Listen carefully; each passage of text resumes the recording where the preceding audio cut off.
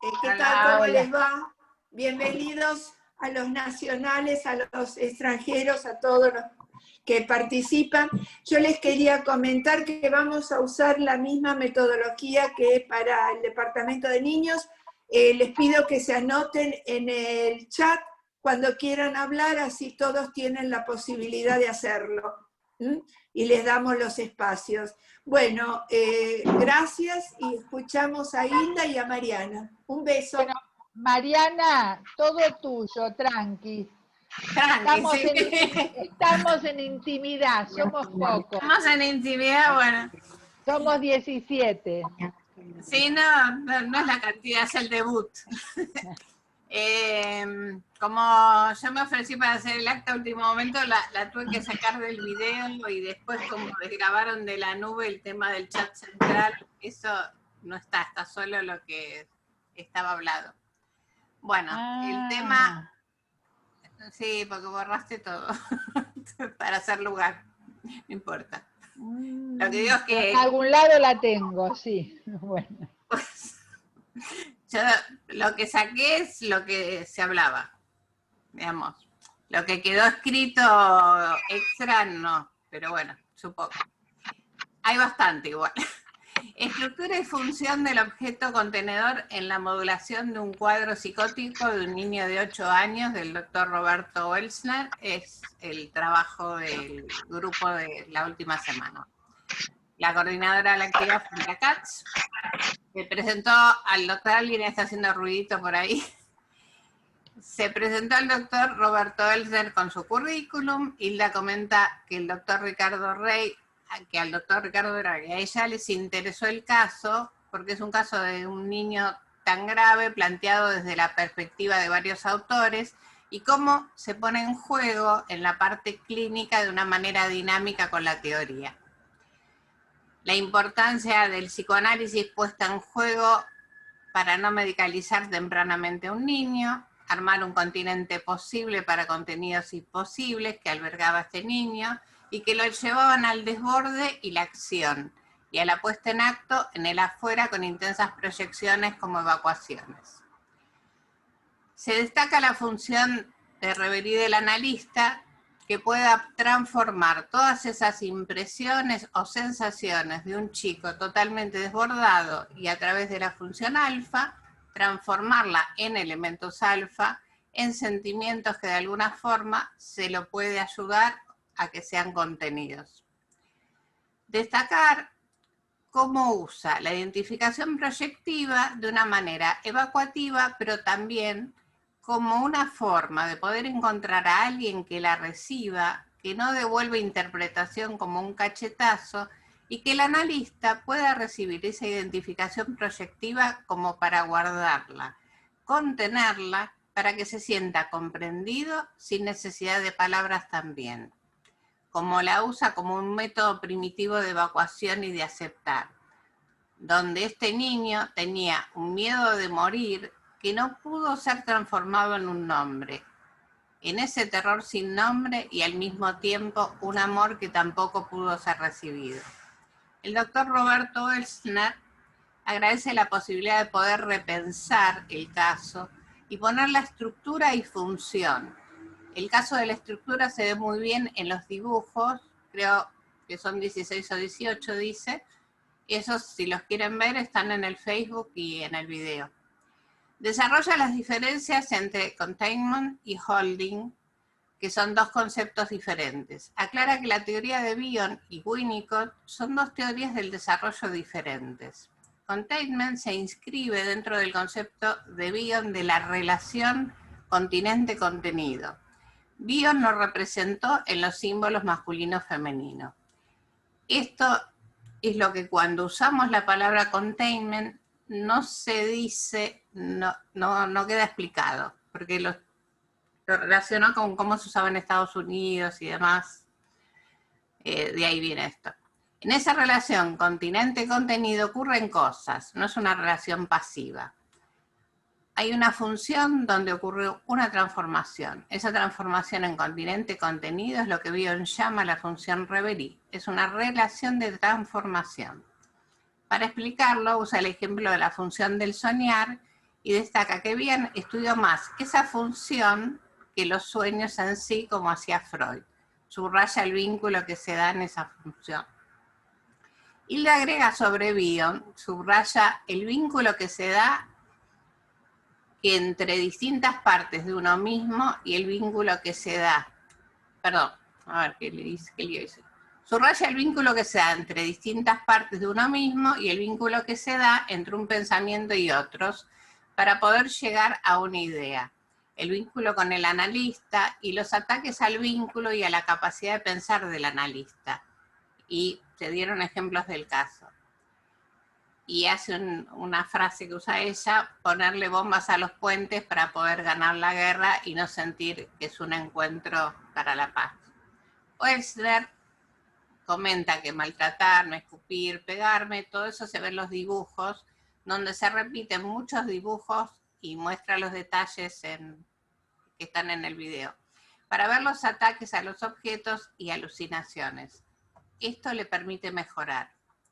Se habla del dibujo como forma de control de los objetos. Menciona Raúl Levin, que escribió sobre la función del dibujo y se refirió a esto, a fijar los objetos en el papel. Y le agrega Carminda Verasturi, habla del dibujar como una forma de retener el objeto fugitivo. De alguna forma recobra ese objeto para sí que no había podido incorporar. Como en el trabajo se dice que puede incorporar no un objeto incomprensivo, sino comprensivo. Viviana pregunta por las contratransferencias, por los ataques recibidos. Y contestan, Bion habla de dos transferencias. Cuando se habla de contratransferencia, se habla de la función transferencia, contratransferencia, y lo que ocurre en esa relación, que es contenido-continente. Cuando hablamos de transferencia, hablamos de neurosis. Y en este caso es un asalto de identificaciones proyectivas. Esto lo está diciendo Wexner, ¿no? Que ni siquiera al estilo Melanie Klein de los objetos parciales. Hablamos de identificaciones proyectivas de objetos fragmentados, objetos atacados y fragmentados múltiplemente hasta niveles minúsculos, que se da a lo que Bion llama alucinaciones invisibles y evanescentes. Él era el testigo, observador y receptor, cuando le pegaba, cuando sentía en el cuerpo, cuando le hacía, lo escupía, etc. Comenta que incluso se escapaba del consultorio. Como analista, es necesario escuchar, aguantar, ser testigo y mantener estabilidad y fijeza, afirma Olsen. Relata, era un ejemplo de otra niña muy agresiva que no pudo sostener. No entré en detalle sobre ese caso. Hilda comenta lo de quedarse en silencio en la sala de espera y absorber todo lo negativo y guardarlo para, como dice Bion, devolverlo digerido en algún momento. Comienzan las preguntas y Mariel, perdón. Ahí apagué. Mariel pregunta la diferencia, ¿cuándo debemos permitir esa transferencia y cuándo ponerle límites? La respuesta, perdón, me está encerrando un centro donde yo trabajo. A ver. Perdón.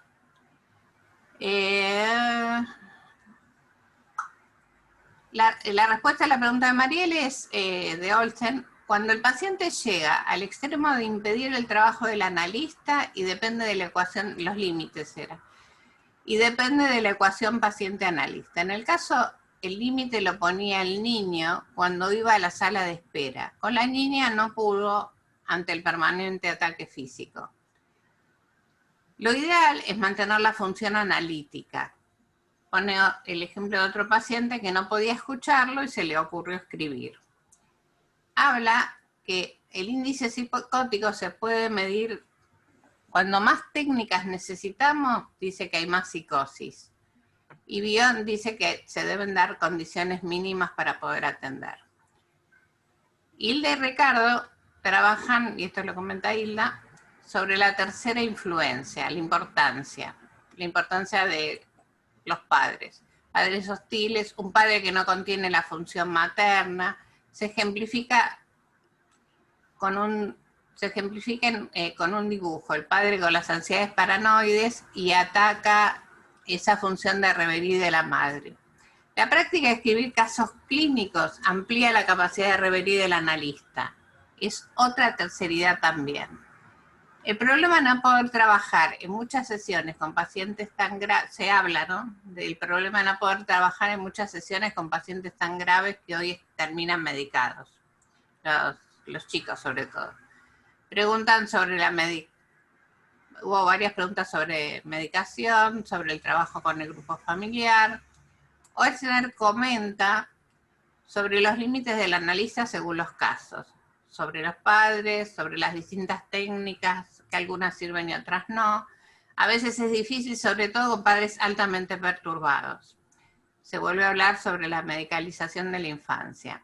Hilda pregunta sobre el objeto contenedor y Oechsner responde, está relacionado y nos debe hacer pensar cuando usamos otras técnicas. ¿Qué significado tiene para el chico? ¿Qué está significando esto? Mandar a un psiquiatra, etcétera. Da varios ejemplos, pero en síntesis dice que por ahí a veces un trabajo en equipo que uno puede pensar que en realidad es algo bueno, termina siendo la guerra de los roces. Con pacientes sumamente graves no hay receta ideal. Si hago esto u otra cosa. Es un trabajo muy solitario el del analista. Estamos en el consultorio solos, por más que supervisemos, etcétera, es lo que venía diciendo. Se retira porque tiene solo 1 hora y le agradecemos calurosamente. Bea plantea una duda, si el trabajo desde los núcleos, se trabajó desde los núcleos psicóticos o desde los sanos. Hilda comenta que para Bion hay un predominio psicótico, también está la identificación psicótica normal, el ejemplo de la unita en el caso. Se insiste en la dificultad de no poder trabajar en muchas sesiones. Esta forma de trabajar está pasando a la historia, como trabajó él en 5 o 6 sesiones o 4, como se trabajaba antes con pacientes graves. Hay que armar nuevos dispositivos para lo actual. Hay que tener en cuenta la interdisciplina, lo vincular, etc. Hilda recuerda que Bion dice que no olvidemos que debajo de masas de psicosis, neurosis y graves patologías, siempre hay un ser humano que pugna por nacer. Sigue el tema de las medicaciones. Ricardo trae las problemáticas de un psicótico adulto agresivo y que hay que perder el miedo y andar con el psiquiatra adecuado para que le dé lo justo y necesario. La medicación, le comenta que le dice a los pacientes que la medicación es simplemente una muleta. Hilda marca que hay diferencias entre adultos y trabajo con niños y adolescentes en relación a la medicación, ¿no? Federico plantea que a veces hace medicaciones de un día y acuerda con Ricardo, Eve se suma acordando también a todo lo que dicen los tres. El tabú de hablar de la medicación, de las cosas que no se dicen ni se hacen, y se debate medicar a los padres. Hilda destaca el debate entre todos los integrantes del grupo y cómo puede salir el niño del caso, cómo salen las alucinaciones y la creatividad y la posibilidad de dibujar del paciente y la posibilidad del analista de escribir. Final. Espero que haya sido claro. ¿Se entendió? Sí, Sí. clarísimo, Sí. realmente clarísimo, clarísimo. Muy claro. Muy claro. Sí, Gracias. muy claro, sí. Muy claro, Muy bien. ahora cuando uno escucha por segunda vez así, o la primera vez el acta, pero por segunda vez los contenidos, se me ocurren otras cosas, ¿no? Pero bueno, después como esto está a continuación, a lo mejor lo agrego. ¿Mm? Bueno, Bueno, no sé bueno. si usted... bueno, Marta, vos te vas a ocupar si hay preguntas. Sí, no hay preguntas todavía y todavía tampoco hay gente que levantó su manito. Así que Bueno, hay que estimular a que hablen y pregunten. Patricia te está levantando la mano. porque ahora lo tenemos que bien, unir con Patricia. el trabajo de hoy, con el trabajo de hoy. Muchas gracias, Bueno. Mariana. Muchas gracias porque me hiciste pensar, ahora se me ocurrió otra cosa, Mariana, con tu Me alegra, me alegra. esa asociación libre, pero bueno. A ver, yo estaba pensando, ¿no? Hilvanando el trabajo anterior con ¿no? Y leí algo que me quedó dando vuelta en la cabeza, con el tema de la función placentaria, la placenta y demás.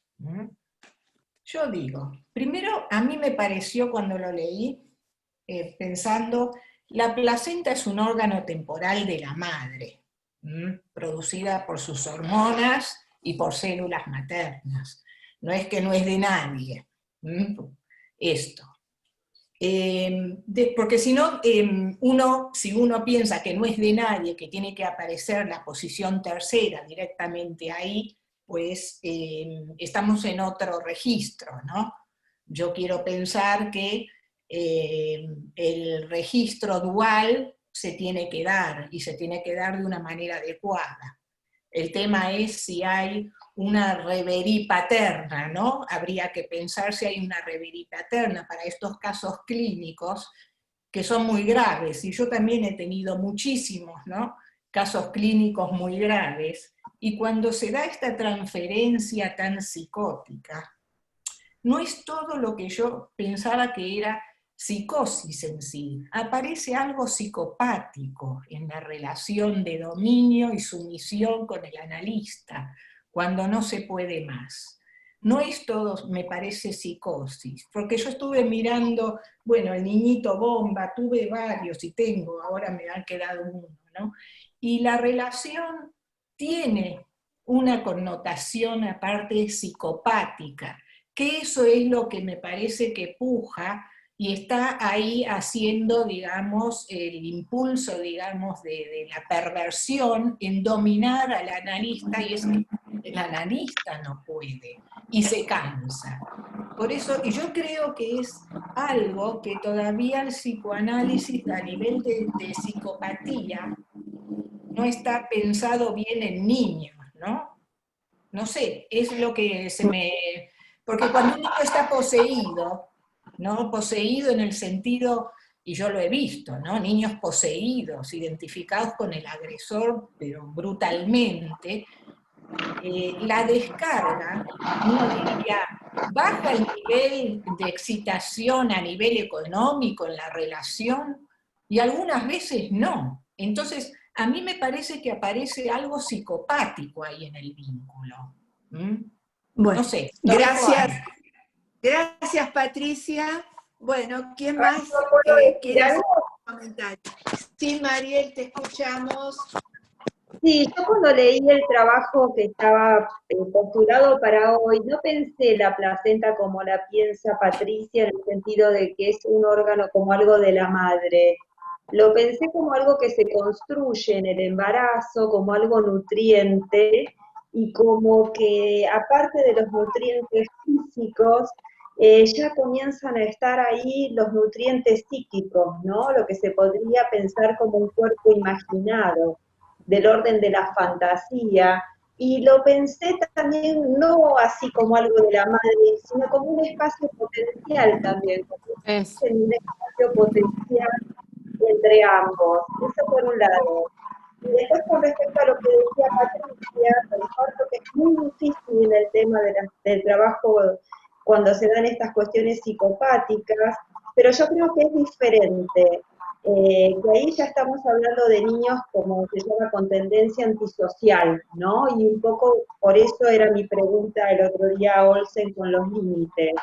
Yo creo que es diferente la posición del analista con la agresión que puede surgir por parte, cuando estamos trabajando con un niño psicótico, de la que puede surgir cuando estamos frente a un niño con una psicopatía. Me parece que son dos problemáticas distintas y dos posiciones diferentes del analista.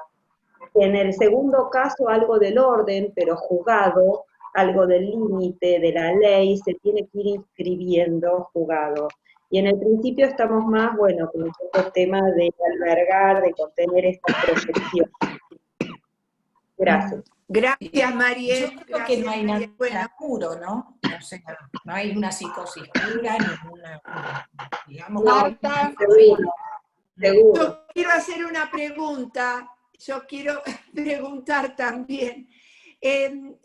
Ricardo, yo estaba pensando en este paciente con el tema de la función del objeto contenedor. ¿Qué relaciones podés vos darnos con respecto a este tema que desarrollaste en una reunión acerca del objeto enigmático? ¿Podés hacer alguna relación al respecto? Porque se me ocurrieron estos dos conceptos ahora que escucho.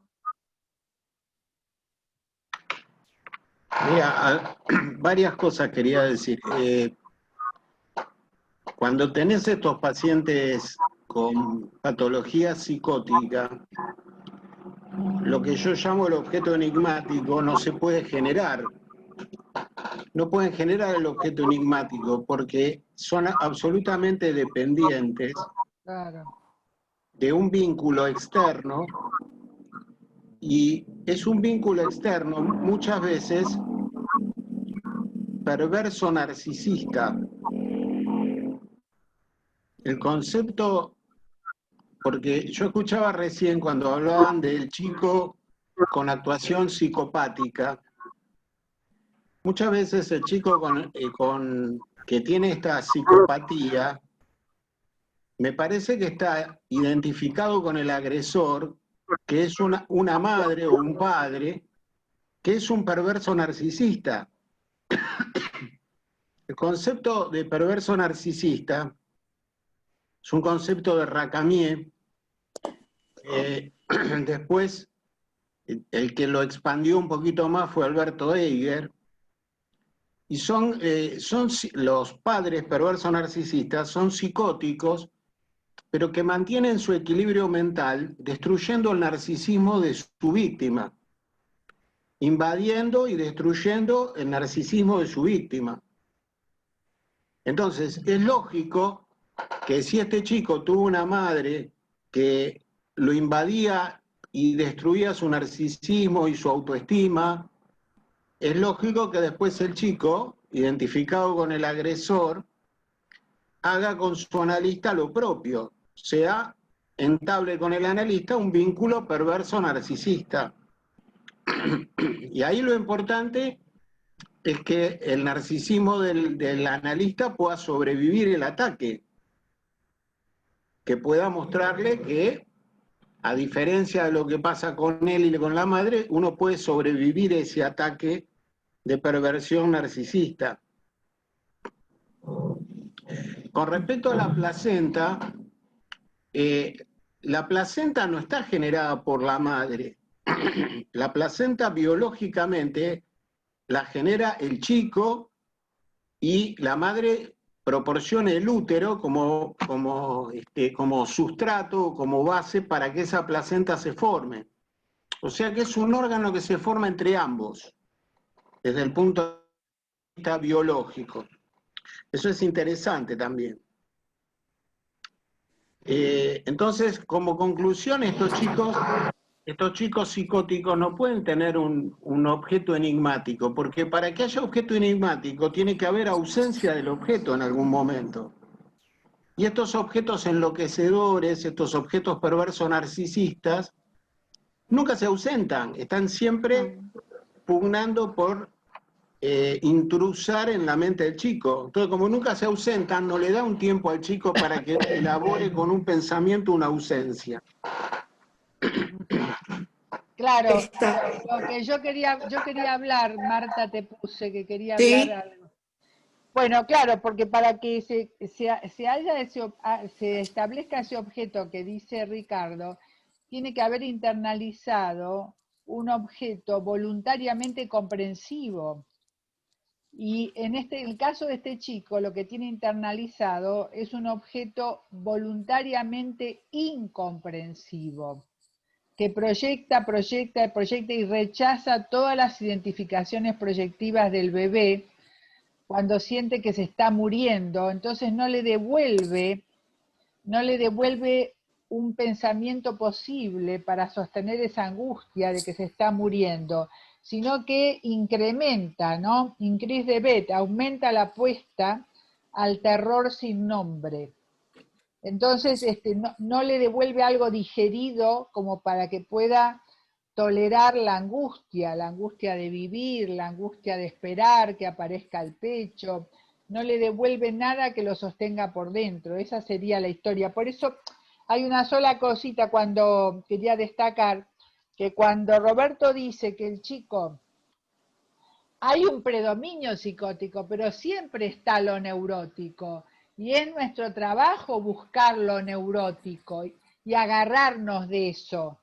Porque cuando el chico empieza a rascar con la uñita, primero era sacarse toda la sangre de la nariz y dibujar con sangre, pero después rasca con la uñita en la canasta, aparece ahí un aspecto neurótico de sentir que hay un continente posible donde él se puede meter, uñita mediante, se va a meter agresivamente o con violencia, pero hay una posibilidad en esa uñita es predominio neurótico.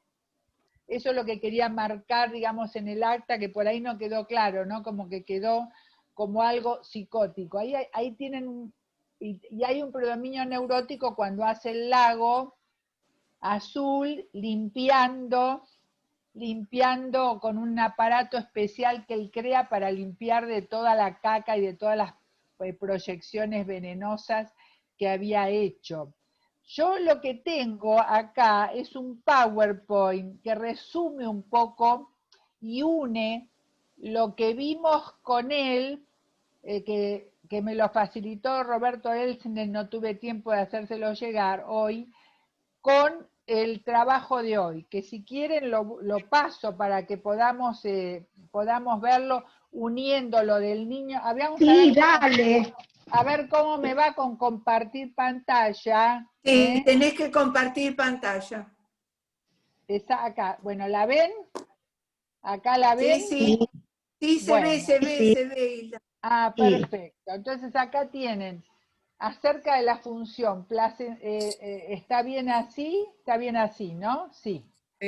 Acerca de la función placentaria de la madre y del analista.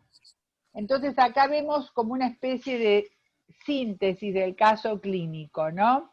No sé quién quiere leer. Marta, ¿querés leer? Bueno, lo leo. Bueno, un caso clínico. Niño de 8 años con brote psicótico grave. Otro ítem. Objetos diminutamente fragmentados hasta convertirse en alucinaciones invisibles. Otro eje. Perdón, que es cuando el chico movía los ojitos así y decía que cortaba los objetos, cuando pestañeaba, ¿no? Sí, como un tic. Asfixia y miedo de morirse. Y por último, el otro eje, intento de suicidio. Claro, no nos olvidemos que es un chico con un intento de suicidio, ¿no? O sea que no es chiste, ¿no? A esa edad. Bueno, este sería el tercero, sí. Las partículas, alucinaciones visuales. Primero, las partículas se fusionan. 2, alucinaciones visuales. 3, proyección y transferencia delirante. Y cuarto y último, delirio paranoico. Estas son las características que presenta de las alucinaciones visuales. Claro, que lo entran a perseguir todo. Y acá me mandó bien los dibujos, porque se acuerdan que no los teníamos bien, ¿no? Y acá muestra las alucinaciones visuales de las rayas que salen de los ojos del dibujo, ¿ves? Sí. Como que salen rayas, cordones de los ojos mostrando cómo tiene alucinaciones visuales que él observa cuando tiene ese tic con los ojos, ¿no? que los abre y los cierra a mucha rapidez. Me pareció muy fascinante que me mandara bien los dibujos, ¿no? Y acá está las alucinaciones que él las interpreta como alucinaciones y bebé adentro, acá adentro, a ver, no sé si lo ven acá. Sí, se ve ahí, se ve. Adentro de la panza y las cosas persecutorias que tiene él colocadas afuera, ¿no? Lo que es fascinante es ver este mundo adulto persecutorio, pero en germen en un niño, ¿no? En su origen. Después acá, hasta de vuelta, acá están las alucinaciones visuales, ¿no? ¿Se acuerdan que habían dicho de que ese botecito cubierto ya parecía como que empezaba a aparecer como una parte más protegida de él, ¿no? En esa especie de cápsula con un muñequito adentro. ¿Se acuerdan que eso lo habíamos visto, no? Como un control de la alucinación, ¿eh? Se ve el piso verde. Y el piso verde, sí, como que ya empieza a dar cierta esperanza, sí. ¿no? Todo negro, ¿no? Sí. Después acá están las figuras demoníacas luchando, que las empieza a poder poner afuera, porque esta es la magia del trabajar con niños, ¿no? De agarrar a tiempo para que lo ponga afuera. Bueno, esto estuvo muy bueno. Bueno, no, explosión atómica. Sí. Todos los pedacitos de él repartidos, ¿no? Todos los pequeños fragmentos. Los pequeños fragmentos, sí. Y acá tienen el resultado, ¿no? Él le llama el resultado, que es muy interesante. No sé cómo lo ven esto. Sí. El resultado de todo destruido, ¿no? Pero algo se empieza a perfilar acá, ¿no? No, sí, ¿No? En el sí. vínculo. Y acá está, acá muestra Roberto que él dibuja con su propia sangre. Dice, noten su propia sangre. Acá está Drácula, Drac, y lo va haciendo con su propia sangre, ¿no? Lo que él asistió a esa pareja de padres sádica y destructiva, que estaba representada por Drácula y la condesa Drácula, ¿no? Y los dos unidos, ¿no? Y los entierros. Y acá ya empieza a haber algo más estético, ¿no? Como que algo se empieza... Sí. Es terrible la boca, ¿no? Negra, llena de muerte, pero algo más estético se empieza a perfilar. Hilda. Sí. Vos sabés que yo no alcanzo a verlo, a la imagen de él. Hay dos cosas te quería preguntar, porque yo no trabajo con psicosis. Cuando un paciente alucina, ¿él puede recordar después la alucinación? Y depende, en un niño él la mostró, digamos, a través, él percibía que alucinaba, pero el chico no decía nada. Es decir, eso percibe el analista, pero el chico recuerda que alucina, un paciente recuerda después que alucinó, porque no, también puede ser en otros dibujos que vos presentaste antes, donde se ven, yo los dibujos, primero que los veo en un nivel de equilibrio estético muy interesante. Además, el cuerpo normalmente no aparece fragmentado y muchas veces el cuerpo aparece en movimiento. Claro, pero con una capacidad expresiva. Es un estado adelante. Estos son años de terapia, es un estado adelantado. Como una capacidad expresiva muy interesante que incluso... hay uno que es una figura, creo que un Batman, que había ahí un hombrecito, que no me cierra, ahí está, mira, esta expresión y esta reconstrucción, donde él está, a mí me parece más bien un dibujo elaborativo que un dibujo expulsivo de una psicosis, aún cuando haya utilizado la sangre de él, porque me parece que este chico...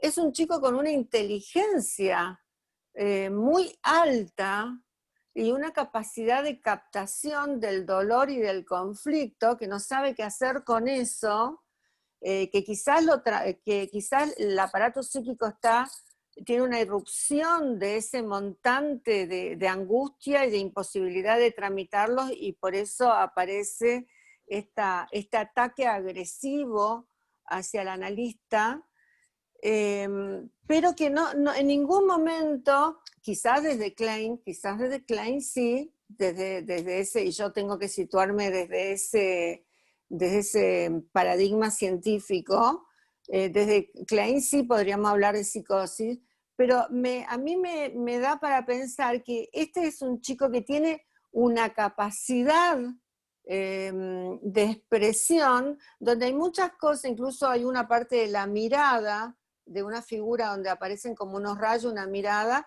donde ahí el analista está interpretando de que es la alucinación de él, pero yo no sé si él puede recordar la alucinación, porque también puede ser una necesidad de controlar los objetos internos persecutorios puestos afuera en el trabajo elaborativo que va haciendo a través del dibujo, y lo que me va confirmando esto, que la evolución del chico nunca aparece ninguna figura fragmentada, típico de la psicosis, ni tan vulnerabilizada, sino una representación del conflicto que habla de unos recursos internos, de la fantasmática, fíjate en este caso, Sí, de unos claro. recursos internos impresionantes, y que me llama mucho la atención.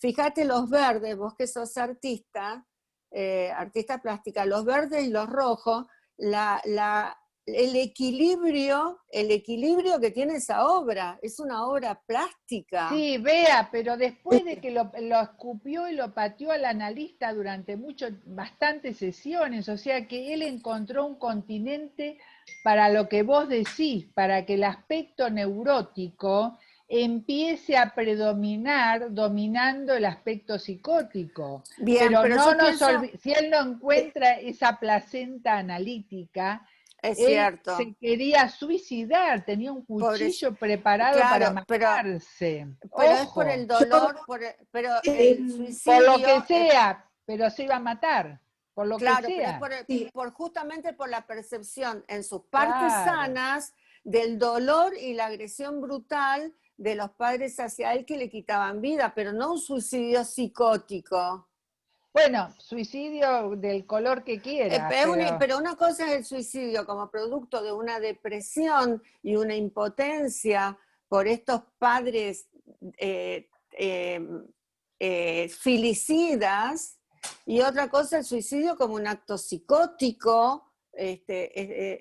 Tenemos que hacer una diferencia ahí, porque si no... No, el suicidio en un niño es gravísimo, y está hablando por supuesto que es pero de cualquier color, es psicosis. O de una gran depresión y una impotencia, y bueno, de poder... depresión psicótica, claro, sí. No, yo entiendo lo que vos decís. Eso es rescatar el aspecto neurótico, que lo tenemos que tener siempre presente. Pero ¿y por dónde se trabaja? Gracias a la placenta analítica, porque si no, todo iba derecho al cuchillo. O a Carmen de Patagones, a matar a todos. Sí, pero que te quiero decir que desde el paradigma kleiniano estoy de acuerdo con psicosis, pero desde la clínica y de lo que me muestran los dibujos, puede ser que sea una estructura borderline que en determinado momento haga defensa psicótica, pero que no me da como para que sea una psicosis por el nivel de elaboración que este chico va haciendo en los dibujos. No, pero no se olviden que la elaboración es por las 4 sesiones por semana. Sí. Pido la palabra. Bueno, Marga, habla vos y después hablo yo. Bueno, lo que estamos viendo ahora es un corte, un sesgo. Olser trabajó mucho tiempo con este chico, y de verdad que lo que estamos viendo es producto de su trabajo, que seguramente habrá sido muy difícil. De todas maneras, un poco lo que yo cuestiono, si con este tipo de chicos no valdría la pena trabajar, una pregunta, si no valdría la pena trabajar en díada, díada o trío, padre, madre e hijo. Yo no puedo entender por qué se tiene que trabajar tantos años con un chico de 8 años, cuando de verdad los padres pueden asistir y realmente ayudar mucho más rápido. Por otra parte, no tenemos que olvidar, siempre lo digo, Hilda, esto, no tenemos que olvidar todas las manifestaciones, digamos, todas las, ¿cómo se dice? Todo lo que el chico puede estar viendo, porque los rayos que él lo interpreta van a ser como alucinación, podría llegar a ser también lo que el nene ve en la televisión. Si ustedes ven dibujos infantiles de los robots que el nene dibuja, porque le parecen robots, salen rayos. Yo no sé si esto es una interpretación del analista o es de verdad del niño. No, pará, que esto de hace 30 años, No, pero 30 años. yo estoy totalmente de acuerdo.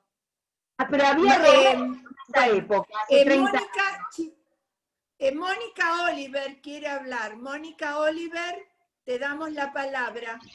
Me callo. Bueno, Mónica yo, Oliver. de psicoanalista. Hola, ¿qué tal, Mónica? ¿Qué tal? Soy psiquiatra infanto-juvenil. Así que a veces trabajo como analista y a veces me consultan como psiquiatra. Quería contestar a la persona que habló recién, ¿cómo es tu nombre? Perdón, recién estoy conociendo a todos. En relación a Bea. Marga y Bea hablaron. Marga fue la al, última que habló y antes habló Bea.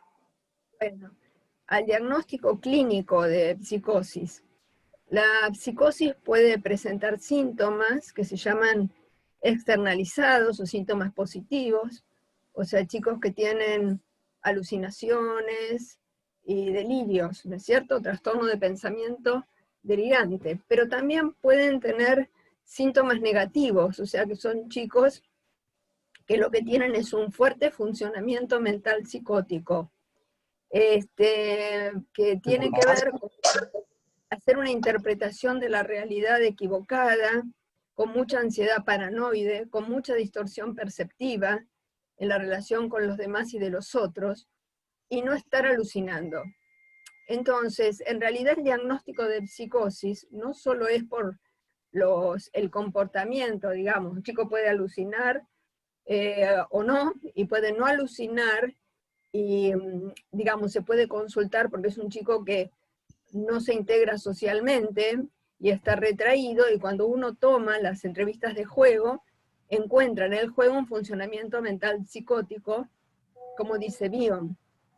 Y son chicos muy graves, porque pueden en algún momento hacer una actuación brusca sin que nadie se lo espere. Esto te quiero decir, que no es que el paciente se lo diagnostica como psicótico, solamente si alucina o delirio.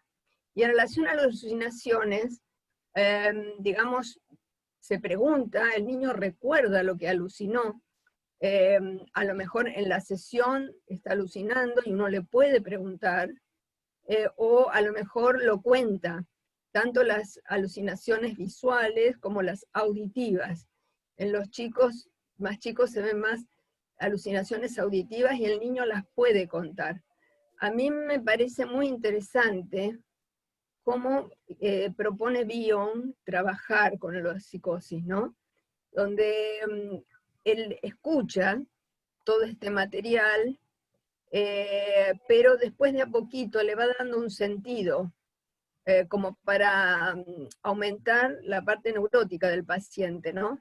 Entender que todo esto que él expresa de esta forma tiene que ver con algo de su vida, darle un sentido. Y en ese sentido, yo creo que es muy importante lo que acaban de decir, en mi opinión, que los casos graves hay que trabajar siempre teniendo en cuenta lo histórico, teniendo en cuenta los traumas, la vincularidad histórica y también la vincularidad presente.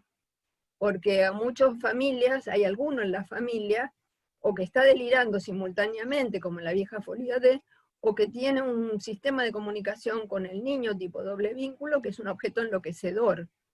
Entonces yo creo, no sé exactamente quién lo dijo, pero creo que sí que hay que armar un equipo donde alguien trabaje con la familia, porque hay muchas cosas material que uno ve que puede tener que ver, como alguien comentó, con experiencias traumáticas que el niño no puede contar como contaría un neurótico, con una narrativa neurótica, Claro. sino que lo relata Claro. en formato psicótico. No sé si soy clara. Sí, pero claro. Sí, sos muy claro. Muy claro. Gracias, Mónica, gracias. Eve, Mónica. ¿querés hacer algún comentario? Entraron Eve. No, solo quiero entrar con imagen y no me permite, porque bueno, no sé qué pasa. ¿No ves Bueno, la pero imagen? te escuchamos, Eve. No, Bueno. por ahora acabo de escuchar a la colega y me parece brillante lo que dijo. Bueno, acá tienen, justo estábamos hablando del cerebro y entró Mónica Oliver, ¿no? Con la perspectiva también de psiquiatría infantil. Y acá tienen la planta de tratamiento, que es una referencia, creo, al tratamiento que hizo con Roberto, ¿no?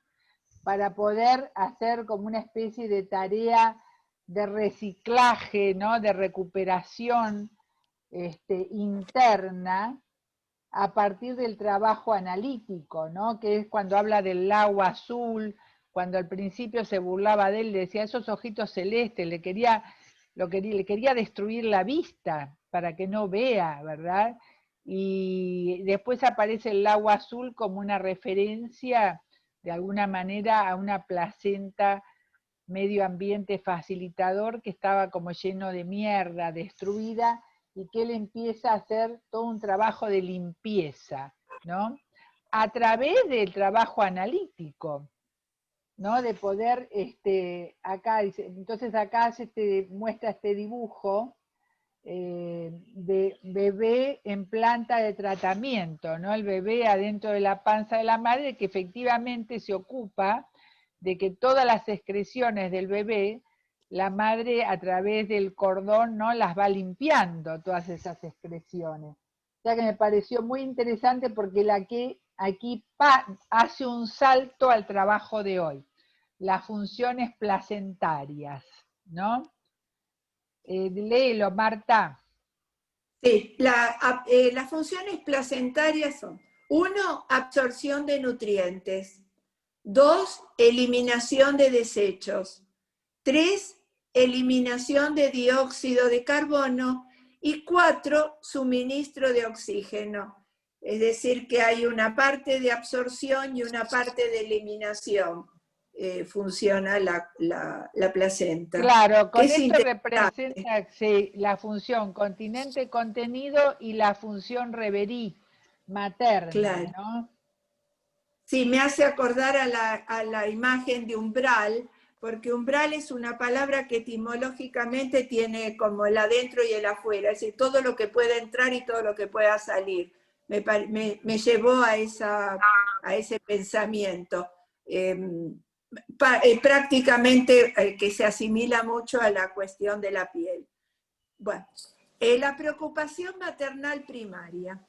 Una fase especial en la que aquella puede identificarse íntima e intuitivamente con su bebé para poder proveer al principio necesidades corporales y más adelante necesidades emocionales, y permitir el comienzo de la integración y del desarrollo del yo. Esta es Winnicott en 1956, cuando habló sobre la preocupación maternal primaria. Exacto. Y acá ya vamos a la Reverie de Bion. Exacto, acá vamos ahora a Bion con el concepto de Reverie. Y nos dice: instrumento importante para la respuesta del analista al material del paciente. Y agrega capacidad de soñar, y lo pone entre comillas, los estados mentales del paciente. La capacidad de Reverie es una función materna. Acá va como uniendo un trabajo, la anterior con ¿no? Claro. Y después dice, ¿qué función placentaria tiene el analista? Entonces, él dice que se tienen que dar estas condiciones. un contacto intuitivo con las proyecciones del paciente. Acá el concepto de intuición en bio. La función de soñar o imaginar del analista, que es identificación con ese paciente. Y por último, la capacidad de compartir con delicadeza con el paciente los resultados de este proceso bajo la forma de interpretaciones que procesan lo que está sucediendo en ese momento. Hermoso la palabra, preciosa. Sí. Acá ya vamos a uno de los casos que presentó en el trabajo de hoy. Bueno. Mujer de 53 años. Psicosis infantil, proyección de pensamientos negativos en los demás y un sueño. El sueño dice así: miraba por la ventana de su casa que daba a la entrada para autos y en la vereda de enfrente había una gran cantidad de tachos de basura verdes.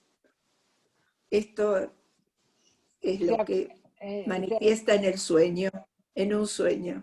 Leyeron ese caso, ¿no? De que dice que era una mujer que no podía soñar y que entonces él le preguntó, se dio toda una relación transferencial de cierta seducción y trae un sueño para el analista. Por primera vez como que tiene un sueño donde él muestra la actividad placentaria del analista porque lo llena, le tira los desechos, que era un hecho que él efectivamente había hecho la paciente con el auto, que le había tirado los tachos que ellos tenían con la basura separada, una cosa así en la entrada del consultorio, ¿no? Está interesante porque él va apuntando ahora en los ejemplos a su planteo de la función placentaria, ¿no? Acá tiene después, creo que trae otro caso. Bueno, acá está, sí. Bueno, pero yo quiero decir una cosa con respecto a ese caso. Sí. Acá sigue con el caso, sí, te escuchamos. Yo quiero decir una cosa, que a mí me llama la atención cómo él omite la interpretación, porque la paciente queda identificada casi con los tachos y él en la función de recolectar los tachos que tiró. Pero si hay la basura, pero hay muy pocos elementos que Freud habla en relación a los símbolos masculinos, femeninos, y que luego Garma los resalta, por ejemplo, el auto, ¿sí? Entonces para mí es una alusión que es claramente sexual y de una transferencia erótica y que está asociado con el material que él presenta previamente hablando de la seducción. Sin embargo, él no toma esto de meter, la expresión de deseo de ella de meter o que él le meta el auto en el estacionamiento, lo cual sería como una evolución muy interesante. Lo que pasa es que tiene que ver con, hay una transferencia amorosa, erótica, que quizás el analista no lo puede tolerar, y la identifica y se pone a él en el lugar donde recoge los materiales de desecho de la paciente. Hay una interpretación omitida. Claro, vea, esas son los hechos seleccionados para cada analista. Es importante que cada analista va a resaltar un hecho seleccionado diferente. Pero omitió algo. No. Desde la perspectiva kleiniana, desde la perspectiva de la escuela inglesa, siempre va a predominar en la interpretación los aspectos psicóticos, por la urgencia que tienen. Ahora, eso no quita que un analista, si puede, porque a mí lo que me enseñaron es, si podés interpretar los aspectos psicóticos, ¿no? Es decir, y y los neuróticos en una misma interpretación, claro, bingo. Pero si tengo que elegir para que el paciente lo pueda escuchar, si tengo que elegir, va a predominar la escuela inglesa los aspectos psicóticos. Pero eso no quiere decir que no vea los neuróticos, porque ella primero le tira los tachos llenos de basura para que él tenga que ir a recoger de vuelta la basura antes que pase el camión recolector, etcétera, etcétera, etcétera, de toda esa selección que había hecho. Entonces, él predomina el aspecto psicótico, que ella necesita a alguien donde ella pueda tirar toda la basura. No olvidemos que tiene una madre psicótica y ella tiene una vida de una mujer muy limitada con predominio psicótico. Entonces, si él se queda en la parte seductora, supongamos, aunque haya esperanza en eso, puede que se vaya, puede que se asuste y puede que quede afuera toda esa necesidad que ella tiene, que le reciban toda la mierda que tiene adentro, por ejemplo. Te digo, la escuela inglesa predomina eso. Siempre me decía, mira, en la interpretación tenés dos niveles. El más profundo, que es los aspectos psicóticos, y el neurótico, que tiene más que ver con lo que está latente allí, más manifiesto, lo más latente y lo más manifiesto. Lo mejor es interpretar las dos, pero no siempre se puede, y entonces si hay que elegir los que están latentes y no los más manifiestos, que sería la seducción. Te digo la perspectiva, el vértice de la escuela inglesa. Eso no quiere decir que se invaliden los otros vértices, ojo. Claro, me parece, yo también coincido con lo que planteó Hilda, que insisto que a veces no es o, sino es y. Se pueden trabajar de las dos maneras, pero eso depende de del posicionamiento que tome cada analista y su red teórica para trabajar. Así que me parece que uno no invalida al otro. Acá lo responde en esta imagen, cuando habla de la esperanza en relación, acá habla de los dos niveles, acá están los dos niveles. Esperanza en relación con la terapia, y dice, es probable que el psicoanálisis sobreviva, en primer lugar, porque contribuye a nuestra necesidad de representar para poder pensar. Punto. Bueno, para ahí, Marta. Representar para poder pensar, estamos a nivel neurótico. La posibilidad de que pueden abrir el camino las representaciones mentales necesarias para que se produzcan los conflictos psíquicos para poder pensar. Ahí estamos a un nivel neurótico.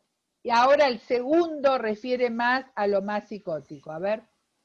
Y en segundo lugar, por la comunicación transferencial contratransferencial que constituye un proceso especial para promover el pensamiento. Claro, una cosa, digamos, es promover el pensamiento cuando no hay un aparato para poder pensarlo. Por eso, por eso lo pone en verde, ¿no? Como la esperanza, siempre está, por supuesto, en lo que decía Bea, lo que decía Mar, de los aspectos neuróticos, tenerlos presentes también, ¿no? Sí, incluso los dos, Hilda, me parece también interesante porque usa dos verbos diferentes.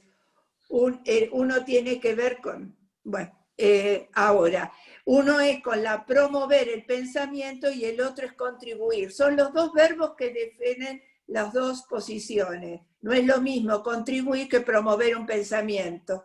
Esto también. Claro.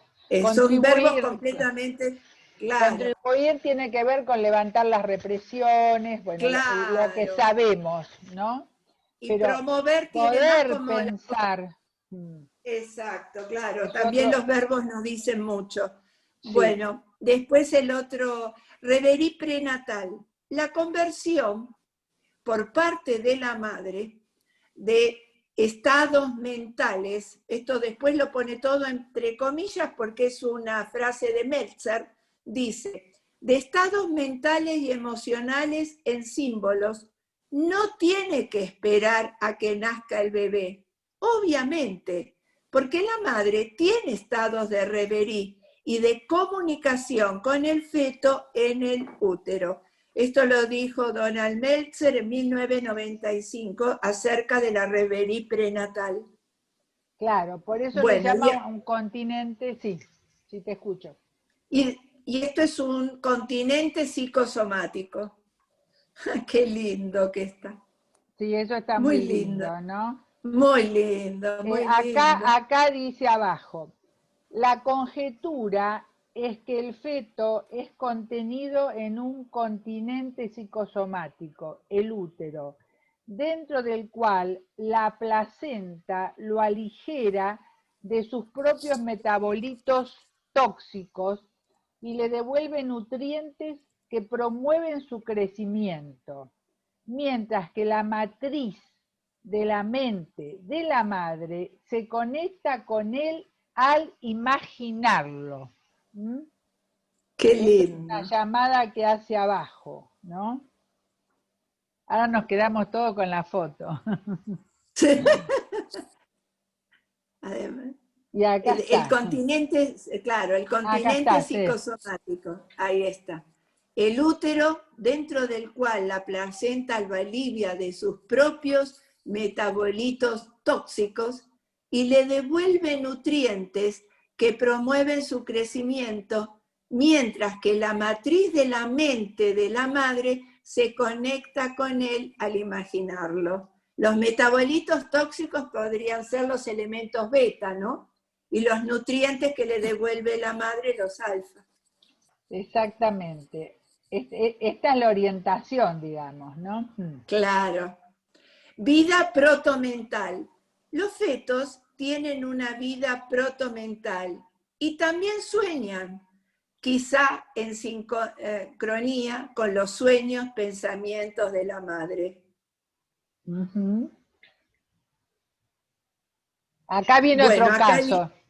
Otro caso clínico. Martín tiene 6 años de edad y acá cuenta 4 fases de la terapia, como 4 momentos. Primero, escarbar agujeros en la alfombra. Otro momento fue las fantasías de morir o matar. Y el tercer momento, renacer o dar a luz.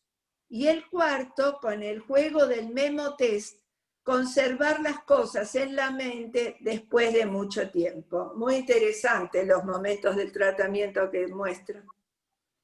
Sí, sobre todo para las dificultades de aprendizaje, la posibilidad de guardar, ¿no? Claro, porque pueden ¿Los podés conservar. repetir? ¿Sí? ¿Se podrían repetir, Marta, esos momentos? Sí, yo te los repito, Mirta. Dice que es como los 4 momentos del tratamiento. En un primer momento, lo representativo fue escarbar agujeros en la alfombra. Luego aparecieron las fantasías de morir o matar. En un tercer momento aparece la situación de renacer o dar a luz. Y por último, con el juego del memo test, aparece la posibilidad para este chiquito de 6 años de conservar las cosas en la mente después de mucho tiempo. Interesante con el juego que usó para poder trabajar esta posibilidad de conservación del objeto, porque si no conserva el objeto no puede aprender. Claro, no puede aprender exactamente. Yo quería hacer una preguntita de eso, del caso de Martín. Mariel, ¿Puede sí, ser? habla. Dice ¿Cómo no? Claro que puede ser. Dice que fue hipnótico. ¿Seguro, Mariel? Acá estoy. Dice que fue hipnótico desde su nacimiento. Por un lado, no conozco el término, ¿a qué se refiere? Es una pregunta. Y por otro lado, lo que me pareció es que en este tema de escarbar en la alfombra y después menciona algo donde rasguña, me hizo acordar a cuando Ricardo Rodulfo habla de la extracción significante, ¿no? Cuando el niño va hacia la cara de la madre y la rasguña, le mete los dedos en la nariz, le arranca los anteojos como un intento extractivo de significantes con los cuales constituirse. Nada más. ¿Y qué piensan los demás de lo hipnótico? No sé qué es eso, no sé qué quiere decir. Que dice Martín fue hipnótico desde su nacimiento. Yo lo que me imaginé que todos quedaban cautivados. Pero hipotónico es. Hipotónico. A ver, Es hipotónico. Ricardo, No tiene nada que ver. No, aclaremos. Hipotónico. Lo que dice es que el nene era hipotónico. Hipotónico, claro. Tenía un defecto en el tono muscular. En el tono muscular, claro. Lo que quiere decir. Yo le hipnotizo.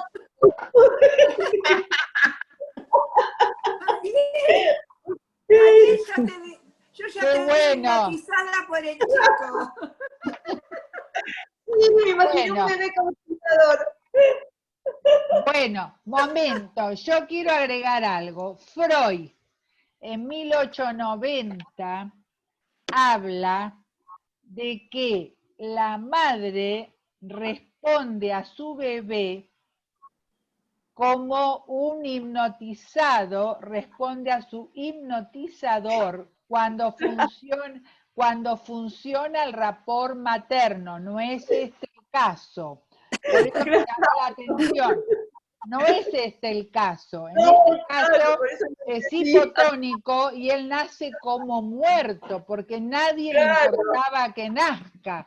Pero ahora Freud sí dice que cuando el rapport materno funciona, la madre escucha solo a su bebé a la noche cuando llora. O sea que responde como el hipnotizado, solo al hipnotizador que es el bebé. Por eso hay una diferencia grande. No es este el caso. Está muy bien eso.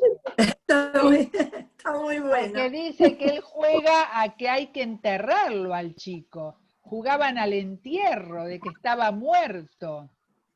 Poder recibir todo eso de un chico es tremendo, ¿no? Hay que tener una placenta analítica importante, ¿no? Para poder contener todo eso. Es un caso impresionante. Por eso seguí, Marta, a ver. La observación y el analista. Dice, observación atenta igual a la atención flotante de Freud.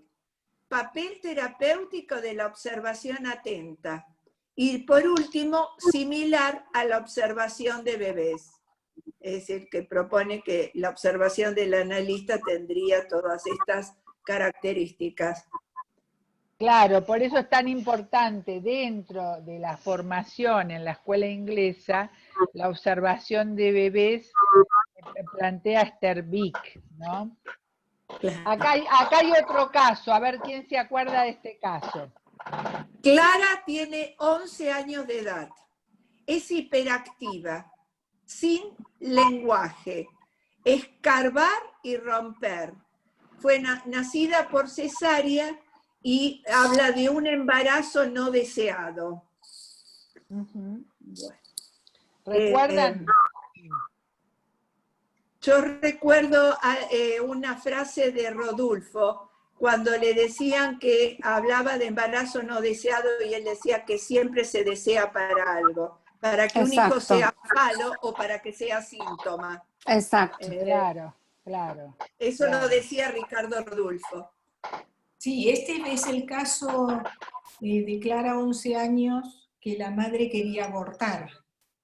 Y el padre se reía de esta situación, ¿no? O sea, el padre un niño decía que no era hijo de él. ¿no? Que no era hijo de él. Claro, que no era hijo de él, porque claro, bueno, ahí hay un tema entre la pareja, ¿no? Bueno, flor de tema, una no lo quiere y el otro dice que no es de él.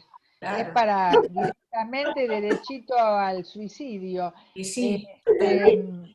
Lo que pasa que esto de escarbar y romper, quería responder un poco a lo que dijo Mariel en el caso anterior, ¿no? El escarbar también tiene que ver con querer meterse, el rajuñar, meterse adentro del otro, de alguna forma, cuando el otro es tan rechazante. Porque una cosa es así, rascar o rajuñar, pero otra cosa es querer meterse adentro del otro, rajuñando, escarbando, rompiendo, ¿no? Es decir, ¿alguien quiere agregar algo más de este caso de Clara?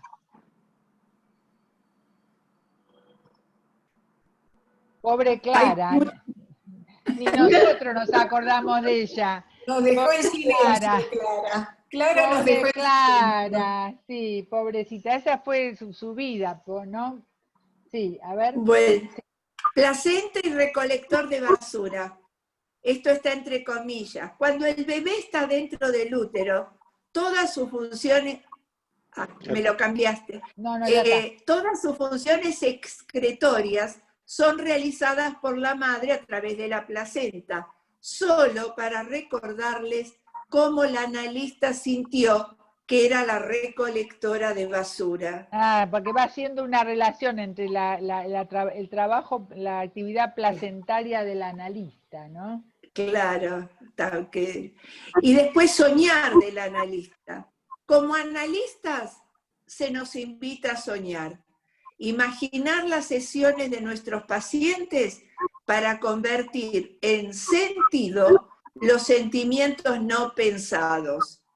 Entonces, la relación de transferencia contra transferencia puede poner nuevamente en marcha el desarrollo interrumpido. Claro, esto está demostrando su hipótesis de la actividad placentaria del analista, ¿no? Y después las fallas primarias, los estímulos no mentalizados, las fantasías primitivas no formadas. Y por último, la falla primaria del objeto materno. Y el brote psicótico. Quiebre de los símbolos y del sentido. Colapso del aparato de pensar. Odio hacia la realidad y conciencia. Y residuos de sentido adosado a los fragmentos. Bueno, es importante esta definición que hace. ¿Cómo la ven? Sí, yo la poné la diapositiva negra un minuto. Esa. En las fallas primarias, me parece que Elsner apunta a algo parecido a lo que apunta Lutemberg con el concepto de edición en la transferencia. Sí. O sea, hubo algo que no pudo ser nunca representado, algo que nunca pudo llegar a ingresar al aparato psíquico y que el analista necesita en la transferencia lograr esa edición en la transferencia para que se pueda ir generando el aparato para que pueda pensar lo que pasa. Exactamente. Y Ricardo, ¿cómo lo relacionás con el vacío mental de Jaime Lutemberg esto? Lo del vacío es otra cosa. Me parece que lo del vacío, él usa el concepto de vacío en el sentido de que se genera entre el objeto enloquecedor y el chico una simbiosis secundaria. Y en esa simbiosis secundaria, el chico queda como un apéndice de ese padre perverso narcisista, y entonces hay un montón de porciones de la personalidad que no pueden continuar su desarrollo, y que cuando se produce algún tipo de ruptura de esa simbiosis secundaria, se pone de manifiesto el vacío mental que puede tramitarse de distintas maneras. Por ejemplo, puede aparecer como terror sin nombre, con ataque de pánico, se puede tramitar con enfermedad psicosomática, se puede tramitar con acting out, se puede tramitar buscando un objeto sustituto y generando una nueva simbiosis secundaria, por ejemplo. Claro, claro. Y ahí tenemos el brote psicótico y después acá siguiendo un poco... La descarga de estímulos no simbolizados. Primero, pantallas de discursos sin sentido. Puede haber enfermedades psicosomáticas, puede haber alucinaciones, puede haber comportamiento colectivo y reflexivo, los supuestos básicos de bio, los grupos de supuestos básicos de bio, y después puede haber hiperactividad. Estos son estímulos que no están simbolizados. La pantalla de discursos sin sentido es muy común, que empiezan a hablar cualquier cosa, pero hacen como una pantalla proyectiva para que uno no se acerque. Es como si fuera una especie de muro invisible, ¿no? Toda esa pantalla que tiene un sentido, pero si uno se detiene al sentido de eso, pierde el tiempo, porque esa es la manera de muro, ¿no? Empezar a hacer como una pantalla protectora. Claro, yo estaba mirando cuánto nos falta, porque ya estamos terminando, en realidad nos falta... Sí, estamos terminando, sí. Acá está, bueno, una simbolización de la reverie materna, y acá aparece como un interrogante, que es el cuadro de Dalí, ¿no? Ah, El cuadro qué de lindo. sí, ¿eres una mujer o una flor, no? Con respecto... Hilda, Carmen Cuenca quiere decir algo. Carmen. Sí, ahí.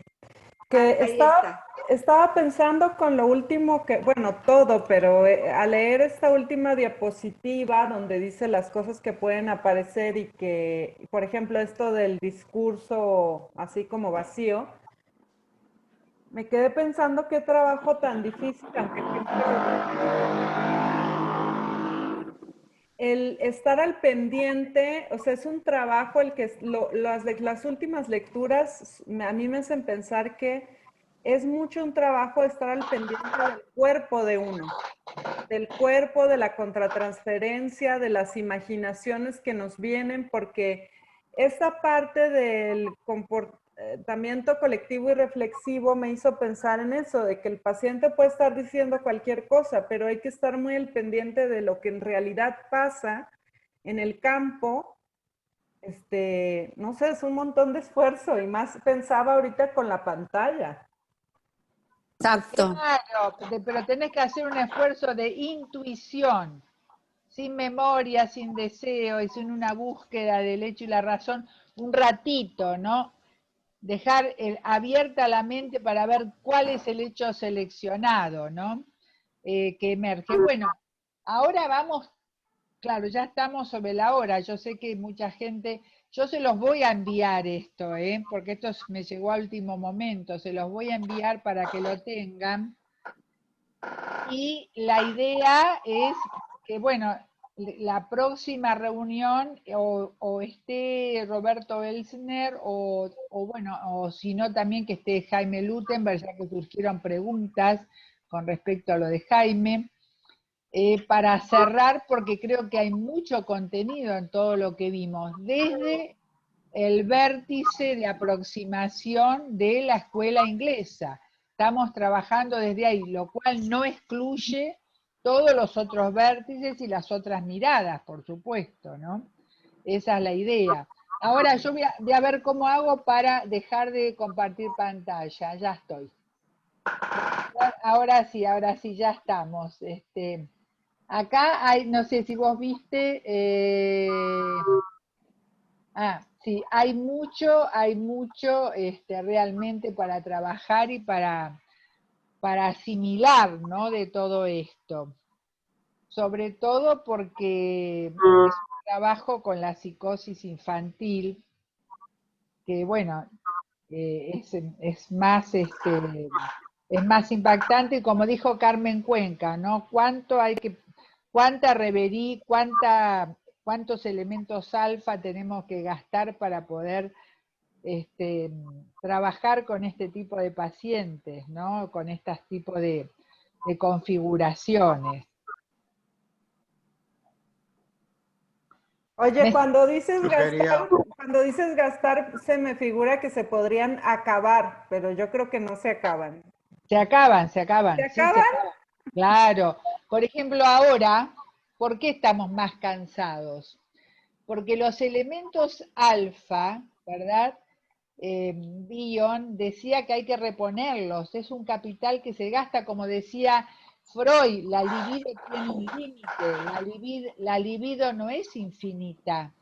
Y Bion hablaba de los elementos alfa, y cuando le preguntábamos a Darío Sor la misma pregunta que hiciste vos, él nos decía, hay que reponer elementos alfa. ¿Con qué? Con las relaciones amorosas, las relaciones amistosas, con el arte, con la cultura, con una buena comida, un buen vino, con lo que le guste a cada uno.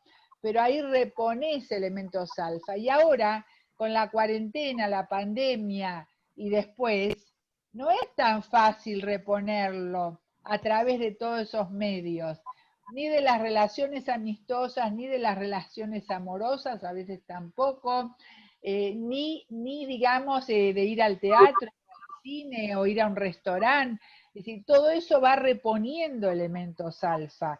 Y ahora tenemos un gran gasto, porque está la angustia del paciente y la angustia nuestra también, en el mismo barco, con la misma tormenta, los mismos miedos, y además no es tan fácil bajarse del barco, ir a pasear por la ciudad, dar una vuelta y tomarse unas copas y estar tranquilos, ¿no? Es decir, o pasar un buen momento. Esta pregunta es muy adecuada, porque ya Freud dijo, la vida tiene un límite. Sí, Mariel, sí. A veces las sesiones en sí mismas no nos dan tiempo de reponernos, ¿no? Yo tenía un pacientito que tenía que operarlo del corazón y se moría. Él primero ponía en la pantalla mía de mi computadora, buscaba en Google los ritmos, ¿no?, del corazón, ¿no? Y entonces él se monitoreaba y yo tenía que operarlo y él se moría y yo tenía que resucitarlo. Y lo resucitaba y se me volvía a morir. Y lo resucitaba y era también un trabajo físico, él se había llevado todo un aparato que yo le tenía que conectar y yo lo resucitaba y se moría, lo resucitaba. Y llegó un momento que le dije, no te mueras más porque no aguanto más. Estoy cansada y me angustia. Claro, yo ya claro. no hago más. Bueno, por eso, Bueno, acá hoy me pasó. Erika quería decir algo. A ver, espera, las que no hablaron, perdón, chicas. Erika, después dice, Erika, te escuchamos, Hola. porque a Erika, sí. Sí, yo he estado callada. Hola. Calladita.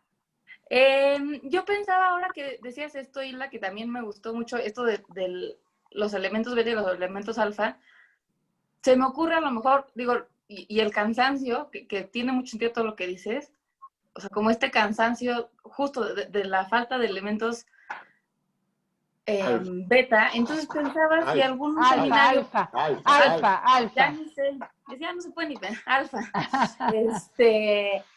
Si a lo mejor algún seminario podría ser sobre eso, sobre qué nos está pasando y qué está pasando con nuestros contenidos, con nuestros continentes, con todos esos elementos que no están pudiendo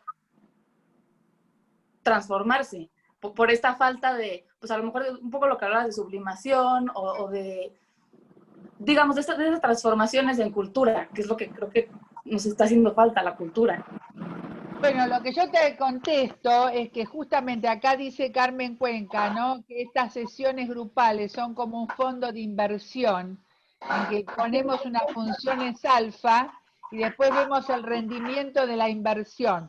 Estos grupos tienen esa función de reponer el alfa, es un fondo de inversión de alfa también, y lo tenemos en cuenta en los libros, por ejemplo, los 3 libros que sacamos, 2 y ahora vamos por el tercero, ya está en el 4º perfilado, también son como fondos de inversión de lo que nos pasa para poder compartir las angustias y todo eso, es un fondo de inversión, ¿no? Como el amor, la amistad, etcétera, ¿no? Es decir, que nos va reponiendo de alguna manera, pero es muy difícil a través de este medio, ¿no?, que es de distancia física, pero tratando de que no sea de distancia emocional, para no perder la subjetividad, porque todo esto, laburo es para no perder la subjetividad en los vínculos, todo este trabajo, esta es la inversión.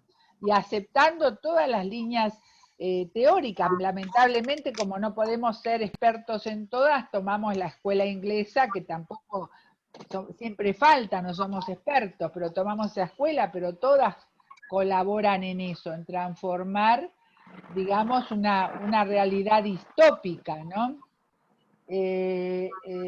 Acá hay muchas, Marta, hay muchas cosas que dijeron las chicas, algunas se tuvieron que ir, sí. Yo Pero quería bueno, decir algo. dale, Vero. Sí, yo un poco relacioné todo lo que hablábamos, los distintos casos que se presentaron, uno de los dibujos del niño, la mujer con lo de los tachos de basura, y pensaba en un paciente que me dijo que en este momento había comprado los tachos de basura para distintos tipos de residuos. Y entonces pensé en estos contenedores de reciclaje que hablan de las 3 R's, ¿no? De reducir, reutilizar y reciclar. Y reducir, pensaba toda esta sobreexcitación también, esta carga emocional tan grande que hay, como esta cosa primero como de, bueno, nosotros también intentando un poco reducir un poco, para después poder pensar o que se vuelva a cargar con elementos que podamos pensar y reutilizar y reciclar un poco para llegar a esa subjetividad de la que vos hablabas. Pensaba en eso, ¿no?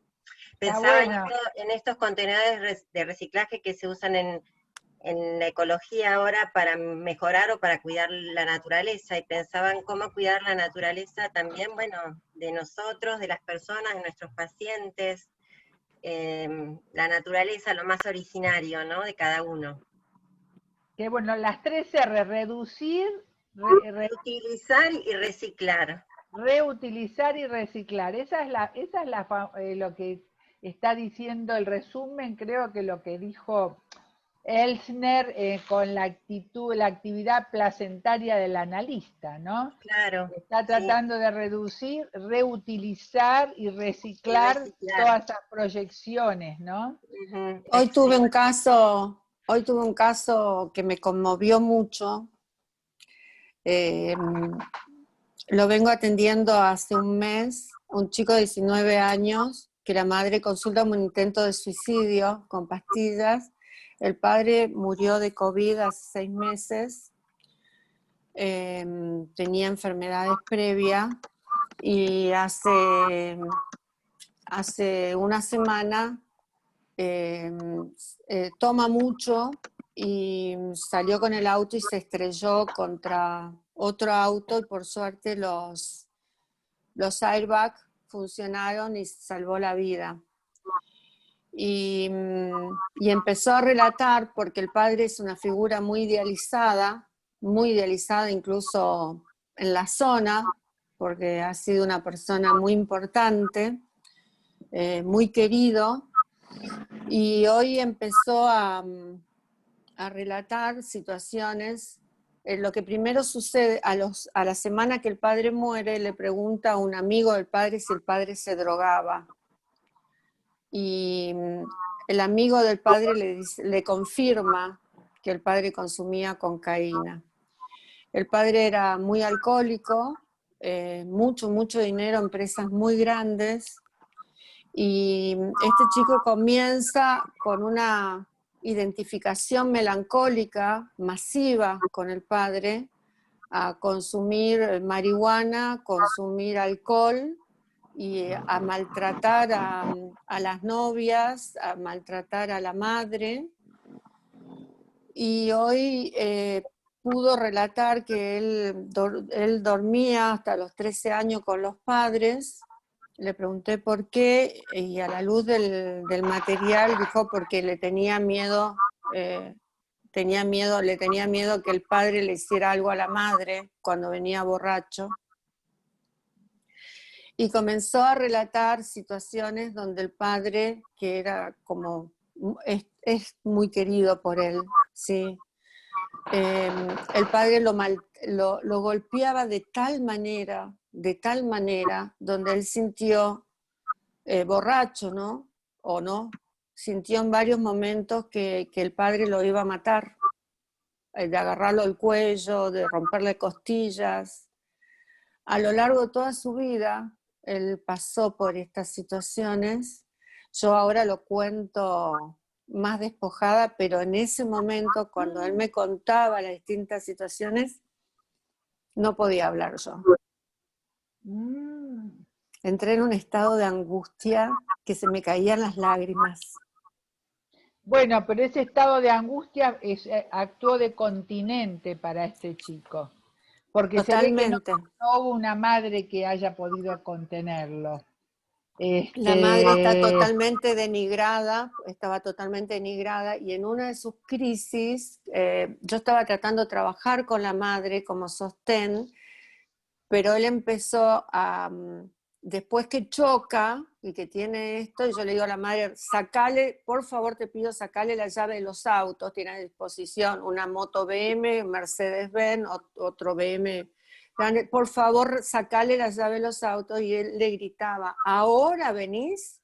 ¿Ahora querés Claro, poner? llegó Es tarde. tarde, le decía, es Bueno, tarde. Bea, te quiero decir algo. Ahora, como es tarde, Dale, porque tarde. terminamos, no, lo que yo Dale. quisiera que este caso, que nos impactó tanto, me parece que es necesario, tomando en cuenta las 3 R que nombró Verónica y lo que nombraron Carmen y Mariel, bueno, todas las contribuciones de todos, gracias a Mariana por el acta.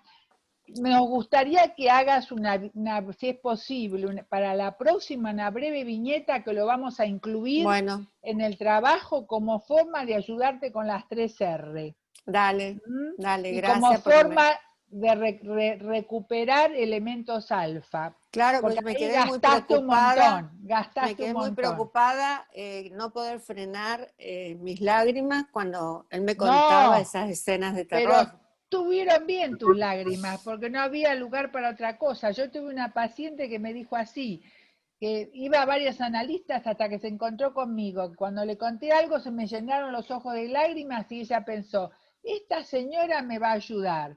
Y se quedó Él en me el dijo, análisis. él me agradeció mucho en la sesión porque yo le muestro siempre cosas positivas de él, más allá de ser hijo de...